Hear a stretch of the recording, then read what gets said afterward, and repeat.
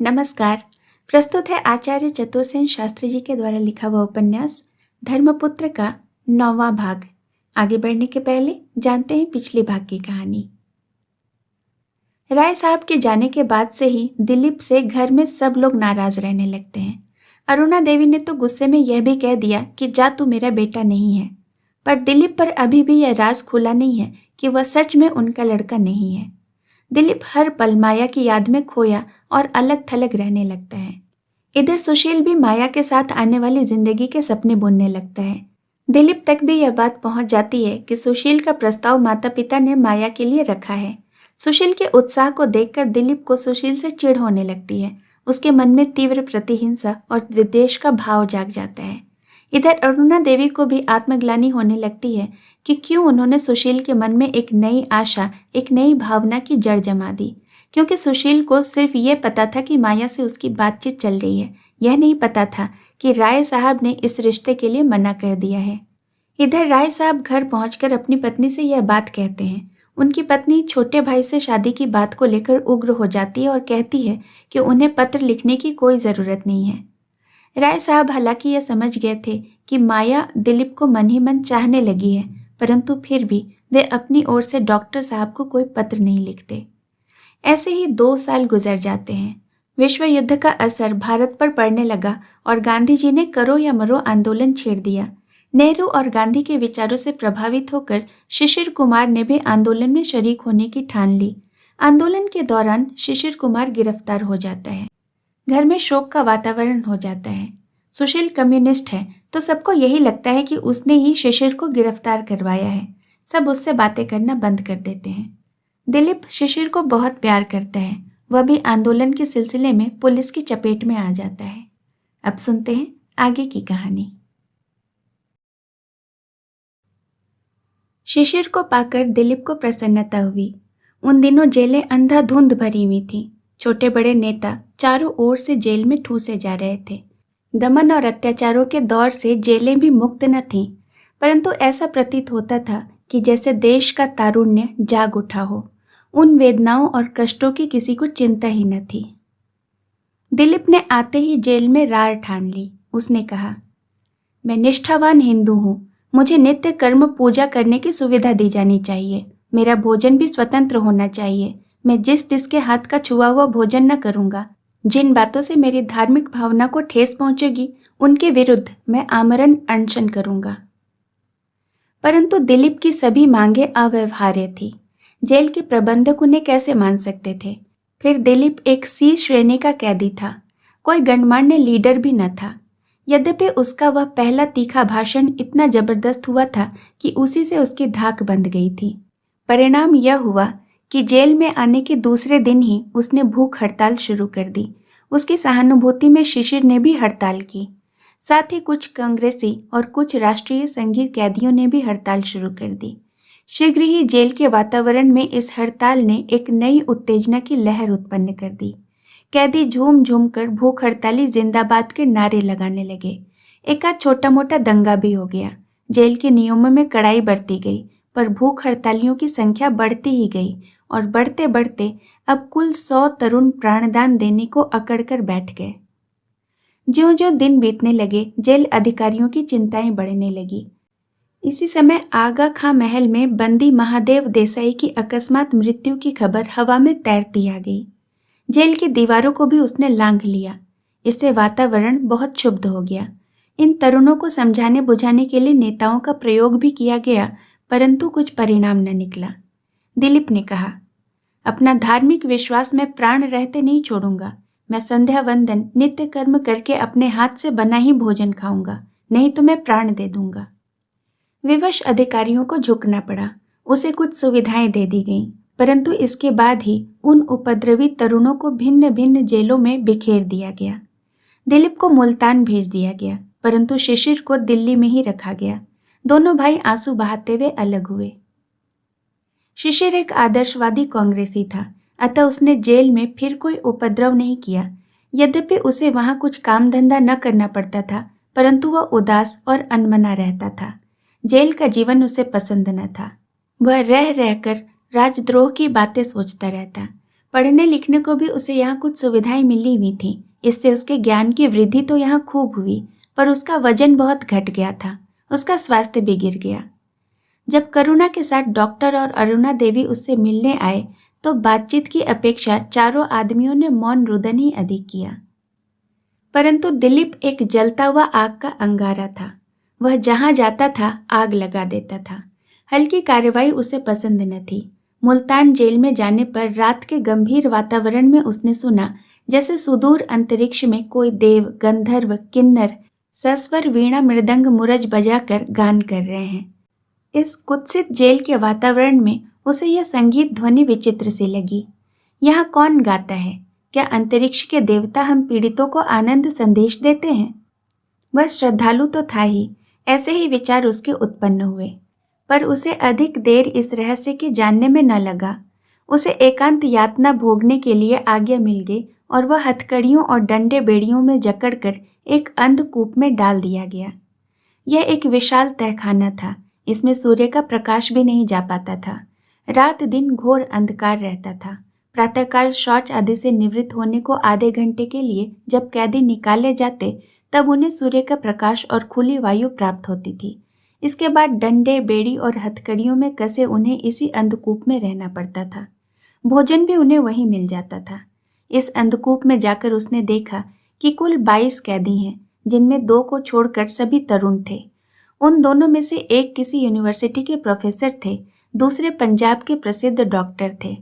रात को यक्ष, गंधर्व, किन्नर जो अंतरिक्ष गान करते थे उसका भी भेद खुल गया। वह नाद ध्वनि यहीं इसी तहखाने से उठती थी। वीणा, मुरज, मृदंग के स्थान पर अपनी हथकड़ियां और बेड़ियां वे बजाते थे। वे सब के सब एक प्राण थे। सभी राजनीतिक बंदी थे। तोड़ फोड़ के, लूट फूट के और हत्या, अग्निदाह के गंभीर आरोप उनके ऊपर थे। परंतु जैसे वे दुनिया भर से बेफिक्रे थे। चिंता और शोक उनसे कोसों दूर थे। वे हंसते, मजाक करते, कह कहे उड़ाते, कविता करते, तान आलाप उड़ाते और किसी भी बाधा को ना मानकर शाही तरीके से रहते थे। दोनों बुजुर्गों को वे अपना मुरब्बी मान रहे थे। हंसना तो उनके साथ उन्हें भी पड़ता था, परंतु वे जरा गंभीर थे। पर उन तरुणों के प्रति उनके प्रेम की थाह न थी। दिलीप के पहुंचते ही प्रत्येक ने उसे छाती से लगाया, पेशानी चूमी और कहा, आज हमारा एक और भाई पैदा हुआ। इस खुशी में अभी एक जलसा होना चाहिए। और जलसे का जब रंग जमा तो उस मस्ती, बेफिक्री और आनंद की लहर में दिलीप विभोर हो गया। उसकी आंखों से आंसू निकल आए। और जब उसका भोजन आया तब जिस भोजन के प्रश्न को उसने अपनी धर्मनिष्ठा समझा था, डंडा बेड़ी से ही यातनाएं भोगी, भूख हड़ताल की, उसे यहाँ स्थिर न रख सका। उसने सस्नेह गदगद कंठ से कहा, भाइयों, मैं एक निष्ठावान हिंदू हूँ और अपने विश्वास के अनुसार छुआछूत का ध्यान रखता हूँ। यह मेरे जन्मजात संस्कार हैं। इनके लिए दिल्ली जेल में मैंने प्राणों की बाजी लगा दी थी। यहाँ भी तो आते ही इसी बात पर अड़ गया था। परंतु अब मैं आपसे अलग नहीं हो सकता। मेरी अब अलग बिरादरी जात पात नहीं कायम रह सकती। अब मैं आपके साथ हूँ, आपका छोटा भाई हूँ। सब लोग हुर्रा हुर्रा कह के चिल्ला उठे और एक बार बेड़ियों और डंडों की हथकड़ियों की नपी तुली चोटें पड़ने लगी। कैदियों में एक तरुण का नाम था प्रकाश चंद्र। लंबा, दुबला पतला, निरीह सा आदमी, स्त्रियों जैसी भीरू आंखें, सुंदर लाल होठ, मृदु और कोमल ठोड़ी, कंठ स्वर में वह माधुरी और लोच था कि वाह। उसने आलाप लिया, आज मोरे अंगना में खेलत लाल, रुनझुन रुनझुन। दिलीप की आंखों से आंसू बरस उठे, झर झर झर झर। बेड़ियों पर सचोट ताल बज रही थी, प्यार और मस्ती झूम रही थी। दिलीप विभोर हो बैठा, देर तक अपने ही आंसुओं के मुंह में भीगा, सराबोर। और इस प्रकार यह दारुण यातना की घड़ियां उन तरुणों के साथ कोमलतम रूप धारण करके बीतती चली जा रही थी। परंतु दिलीप का एक वैशिष्ट्य तो था ही, वह छिपा न रहा। 2 ही दिनों में वह उस मस्त तरुण मंडली का नेता बन गया। धीरे धीरे उसने उसके मन में हिंदू, हिंदी, हिंदुस्तान की आग सुलगा दी। सभी तरुण देशभक्त थे। कुछ कांग्रेसी अवश्य थे, पर अधिक राष्ट्रीय संघी ही थे। वे भी एक ही स्वर से दिलीप को अपना नेता बना बैठे। अब नित्य प्रति उनकी मीटिंग होती, उसमें भिन्न भिन्न राजनीतिक और धार्मिक मसलों का विवेचन होता। दिलीप की प्रतिभा ने इस समय मानवता का संपुट लगाकर एक नवीनतम भव्य रूप धारण कर लिया था। वह उस मंडली का एकमात्र प्रवक्ता था। प्रोफेसर का नाम था सियाराम शरण।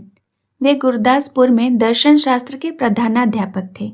इंग्लैंड और जर्मनी के डायरेक्टरेट प्राप्त थे। विश्वदर्शी और बहुपंडित थे। गंभीर, मनस्वी और शांत थे। दंगाई विद्यार्थियों को प्रश्रय देने का उन पर आरोप था। बच्चों के समान सरल आदमी थे। वे एक प्रकार से मौन ही रहते थे। तरुण मंडली के सारे उपद्रव निरीह भाव से सहते थे। जब वे सब हंसते तो साथ में वे मुस्कुरा उठते थे। बहुधा वे घंटों चुपचाप समाधिस्थ बैठे रहते थे। यूं वे सभी के श्रद्धा भाजन थे।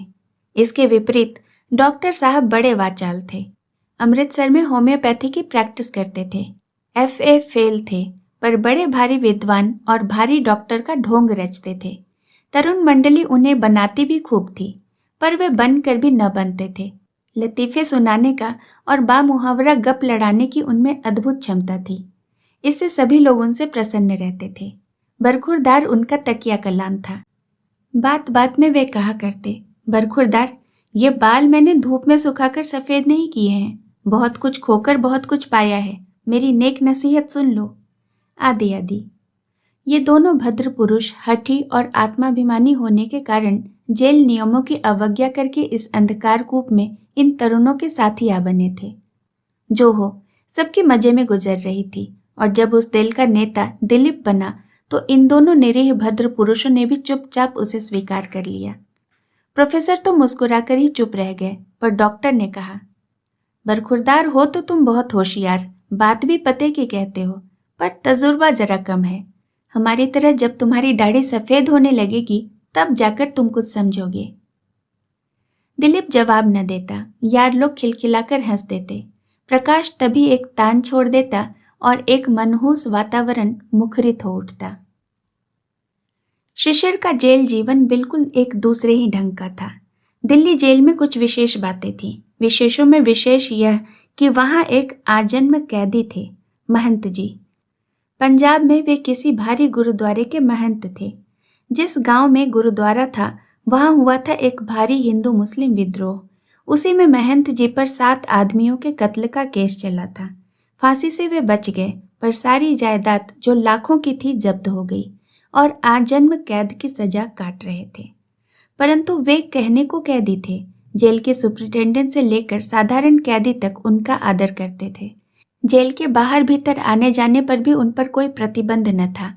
एक प्रकार से जेल के वे सहायक प्रबंधन करता थे। बाजार जाना, सौदा सुलभ खरीदना, जेल की बनी वस्तुएं बाजार में बेचना, सभी काम महंत जी करते थे। जेल के कैदियों के वे आधारभूत पुरुष थे।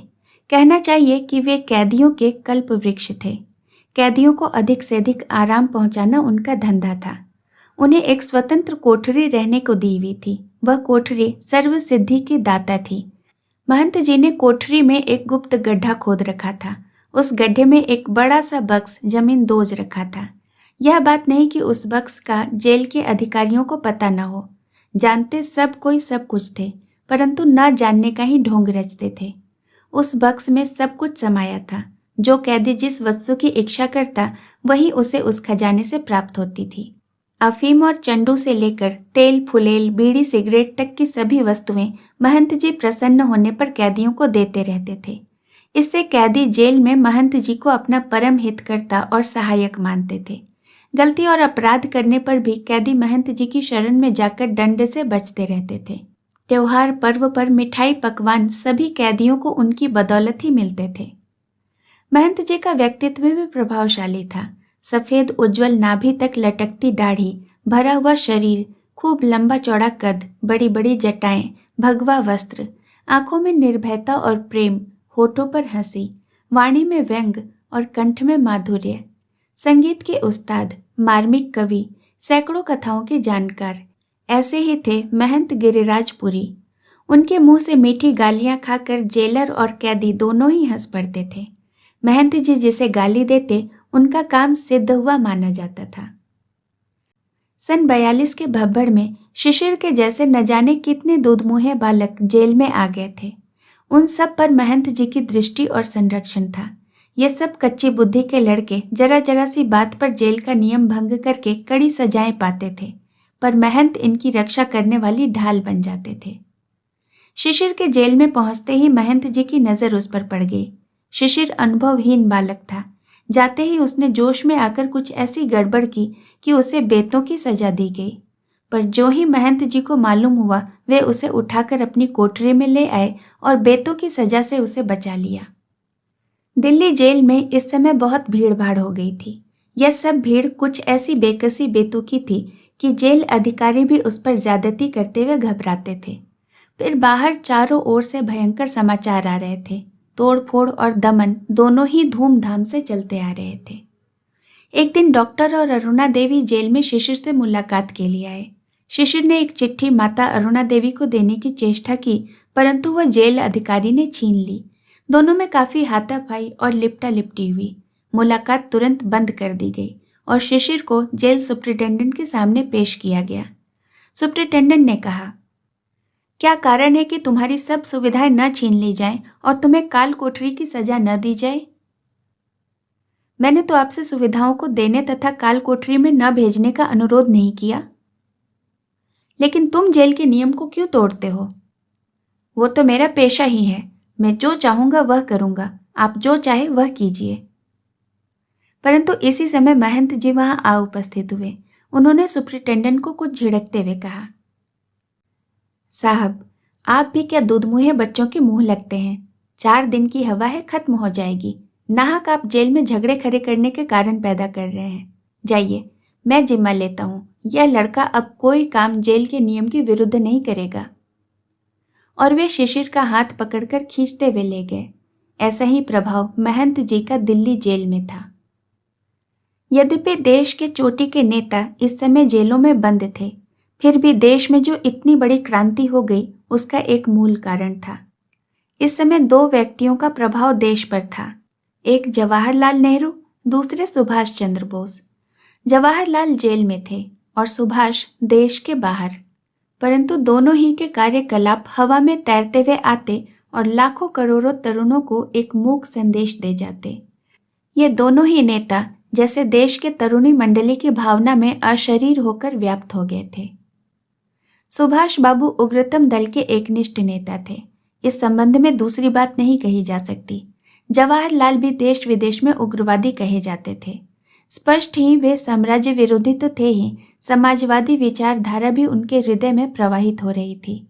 कहना चाहिए कि जवाहरलाल गांधी जी के अहिंसा सिद्धांत को नीति रूप से मानते थे, सिद्धांत रूप से नहीं। उनमें उत्साह था, जोश था, तेज था और क्रियाशीलता थी। देश के युवकों पर उनका प्रभाव था। जब वे बोलने खड़े होते तो ऐसा प्रतीत होता था मानो एक सेनापति अपने सैनिकों को उनके कर्तव्य पालन की शिक्षा दे रहा है। पर सुभाष की बातें लच्छेदार नहीं होती थी। वे तो सीधी चोट करते थे। आदर्श उनका भी समाजवादी ही था। क्रियाशील भी वे नेहरू से किसी भी हालत में कम न थे, परंतु उनका अपना व्यक्तित्व था और उनकी अपनी आकर्षण शक्ति बड़ी विचित्र थी। फिर भी इन दोनों नेताओं में एक गहरा अंतर था। देश के प्रति और अपनी सेना के प्रति किसी सेनापति का कर्तव्य होता है कि वह व्यक्तियों के प्रभाव से परे रहे, परंतु जवाहरलाल कांग्रेस के अनुशासन और गांधी जी के नेतृत्व के आगे सदैव सिर झुकाते रहे। यहाँ तक कि कभी कभी उन्होंने अनुशासन के नाम पर अपने सिद्धांतों तक की बलि दे दी। सन 1936 में जब लखनऊ में कांग्रेस के वे अध्यक्ष थे, तब अध्यक्ष पद से कांग्रेस के द्वारा पद ग्रहण करने का उन्होंने तीव्र विरोध किया। साथ ही किसानों के पृथक संगठनों पर जोर ही नहीं दिया, बल्कि यहाँ तक कहा था कि श्रेणी संस्थाओं को कांग्रेस में सामूहिक प्रतिनिधित्व देना चाहिए। वे इन दिनों अपने भाषणों में समाजवादी सिद्धांतों का प्रचार करते थे और मंत्रिमंडल बनाने के विचारों का मजाक उड़ाया करते थे। परंतु जब सन 1937 में मंत्रिमंडल बना तो वे मंत्रिमंडलों के कट्टर समर्थक हो गए। लाल झंडे के संबंध में भी नेहरू जी के विचार महत्वपूर्ण थे। उन दिनों किसान सभाओं में लाल झंडा फहराया जाता था। कुछ कांग्रेसी जो किसान सभाओं के विरोधी थे, लाल झंडे का प्रयोग का विरोध करते थे। उन्होंने जब जवाहरलाल से यह बात कही तो उन्होंने गरजते हुए कहा, लाल झंडा किसानों का है, वह आएगा और जरूर आएगा। परंतु उसी साल जब प्रांतीय राजकीय सम्मेलन हुआ तो वे लाल झंडे के बड़े विरोधी बन गए। किसान सभाओं का भी विरोध करने लग गए। जो जवाहरलाल कभी कांग्रेस के भीतर उग्र विचार वालों की एकता के कट्टर समर्थक थे, उन्होंने अपनी आत्मकथा में उग्र विचार वालों की निंदा की। इसी प्रकार सुभाष चंद्र बोस ने सन 1939 में जब देश के वामपक्षी दलों के प्रतिनिधियों की उग्र एकता समिति बनाई तो उसे जवाहरलाल ने पसंद नहीं किया। सुभाष बाबू का दृष्टिकोण दूसरा था। वे इन प्रश्नों पर सिद्धांत की दृष्टि से विचार करते थे। उनका कहना था कि व्यवहार के संबंध में किसी से समझौता किया जा सकता है, पर सिद्धांतों की बलि नहीं दी जा सकती। उनका ख्याल था कि अनुशासन और एकता की रक्षा तभी हो सकती है जब लोगों की सिद्धांत, नीति और कार्य प्रणाली एक हो। विभिन्न विचारों के मानने वालों में नीति और सिद्धांतों संबंधी संघर्ष होगा ही, और जिसके सिद्धांत और नीति समयानुकूल होगी उसकी विजय होगी। वे अपने सिद्धांतों पर दृढ़ थे, परंतु वे कांग्रेस में अनैक्य और अनुशासनहीनता उत्पन्न करना नहीं चाहते थे। वे यह भी समझते थे कि कांग्रेस के सभी जन साम्राज्य विरोधी हैं, इसीलिए उनमें कार्य और नीति संबंधी एकता की बड़ी आवश्यकता है। पर वे समझते थे कि कांग्रेस की नीति और कार्य पद्धति समयानुकूल नहीं है, उसमें परिवर्तन होना चाहिए। वे देश की स्वतंत्रता के प्रश्न पर ब्रिटिश साम्राज्यवाद से कोई भी समझौता करने के कट्टर विरोधी थे। जवाहरलाल भी यह जानते तथा मानते थे, पर वे अनुशासन के नाम पर पुराने दृष्टिकोण के स्थान पर नए दृष्टिकोण को स्थापित करने के संघर्ष पैदा करना नहीं चाहते थे। वे अनुकूल समय की ताक में थे। भारत के तरुणों की इन दोनों प्रतिनिधियों में ये विचार भिन्नताएं थीं, परंतु युद्ध की समाप्ति पर तो वह अंतर और साफ हो गया। जवाहरलाल युद्ध को लोकतंत्रवादियों और फासिस्टों के बीच का युद्ध समझते थे। इसी से तथाकथित लोकतंत्र समर्थक ब्रिटेन और अमेरिका को किसी प्रकार का आंदोलन करके परेशान नहीं करना चाहते थे। और जब प्रयाग में हुई कांग्रेस कार्य समिति में गांधी जी ने भारत छोड़ो का प्रस्ताव रखा तो जवाहरलाल ने उसका विरोध करते हुए कहा, इससे अमेरिका और अंग्रेज हमारे विषय में क्या सोचेंगे।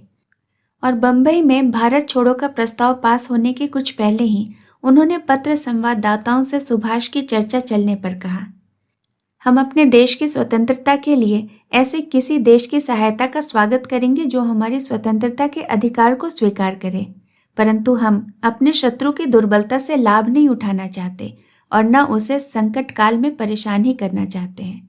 जहाँ तक सुभाष बाबू का संबंध है, उनसे हमारा मतभेद रहा है और अब तो हमने एक दूसरे के विपरीत मार्ग ग्रहण कर लिया है। मेरा विश्वास है कि सुभाष धुरी राष्ट्रों से मिल गए हैं और यदि उन्होंने भारत पर जापानी सेना लेकर आक्रमण किया तो मैं तलवार लेकर उनका मुकाबला करूंगा। सुभाष बाबू का ख्याल था कि ब्रिटेन युद्ध संकट में फंसा है, यही अवसर है जब उस पर हमला करके उसे धूल में मिलाया जा सकता है। साम्राज्यवाद के हृदय परिवर्तन में उन्हें तनिक भी विश्वास नहीं था। वे तो इस नीति पर चल रहे थे कि शत्रु का शत्रु मित्र और शत्रु का मित्र शत्रु। यही विचार थे जिनके कारण उन्होंने युद्ध शुरू होते ही इस बात पर जोर दिया कि अब देश अपनी स्वतंत्रता की घोषणा कर दे। वे गांधी जी की ठहरो और प्रतीक्षा करो की नीति पसंद नहीं करते थे। वे समझते थे कि यदि हम इस अवसर को हाथ से निकल जाने देंगे तो युद्ध के बाद साम्राज्यवाद हमारी गुलामी की जंजीरों को और भी जोर से जकड़ देगा। इसी से उन्होंने गांधी जी को एक पत्र भी लिखा था, हम लोग यहाँ हिंदुस्तान की आज़ादी के लिए हिंदुस्तान की ज़मीन पर लड़ रहे हैं। हम मौत को पीछे धकेलकर आगे बढ़ रहे हैं। हमारा यह संग्राम तब तक चलता रहेगा जब तक कि आखिरी अंग्रेज स्वेज के पार धकेल नहीं दिया जाता। और वह दिन भी आया जब गांधी जी ने भारत छोड़ो का अग्निबाण छोड़ा और जैसे किसी जादूगर के जादू से विमोहित होकर अंग्रेज भारत छोड़ चले। दिलीप और शिशिर जब छूटकर घर आए तो दोनों में गंभीर परिवर्तन हो गए थे। शिशिर अधिक गंभीर और दिलीप अधिक उग्र हो गया था। उसके भीतर और बाहर जैसे आग जल रही थी। वह बहुत कम घर में रहता, बहुत कम किसी से बोलता था, केवल करुणा उसका ध्यान रखती थी। दिलीप और शिशिर घर आ तो गए, पर घर से विषाद का वातावरण दूर नहीं हुआ। ऐसा प्रतीत होता था जैसे घर का प्रत्येक पुरुष चिंता के भार से दबा हुआ है। दिलीप जितना ही संयत होना चाहता था उतना ही वह असंयत हो जाता। जितना ही वह अपने आप को माया से विमुख करना चाहता उतना ही वह माया की तरफ बढ़ता जाता था। वह प्रत्येक क्षण अब केवल माया को भूलने के लिए राजनीतिक और सांप्रदायिक दलबंदियों के ताने बाने बुनता रहता, पर प्रत्येक क्षण जैसे उसकी विचारधारा कुंठित होकर उसके संपूर्ण चैतन्य को माया की ओर ले दौड़ती।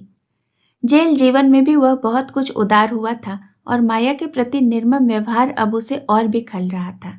फिर भी वह मन ही मन घुटा जा रहा था। वह किसी से मन की व्यथा नहीं कह पाता था। माँ से वह कभी कभी कहना चाहता था, परंतु कह नहीं सकता था। सुशील सबके संदेह और अश्रद्धा का भाजन बना अपने आत्मसम्मान की रक्षा के लिए अब खींचा रहता था।